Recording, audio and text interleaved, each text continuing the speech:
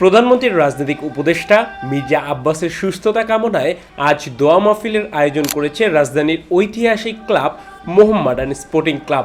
আয়োজিত সেই দোয়া মাহফিলে উপস্থিত হয়ে জাতীয় দলের সাবেক অধিনায়ক তামিম ইকবাল বলেন, তার সঙ্গে আমার দেখার সুযোগ হয়েছে খুবই কম। তিনি আমার বিয়েতে এসেছিলেন, এক দুইবার তার সঙ্গে দেখা হয়েছে। তার ব্যাপারে আমি জানি তিনি মোহামেডানের সঙ্গে জড়িত, ক্রীড়ার সঙ্গেও জড়িত ছিলেন, ক্রীড়ামন্ত্রী হিসেবেও ছিলেন। তিনি অসুস্থ। মোহামেডান ক্লাব একটি দোয়া মাহফিলের আয়োজন করছে। আমার কাছে মনে হয়েছে যে এখানে আসাটা গুরুত্বপূর্ণ।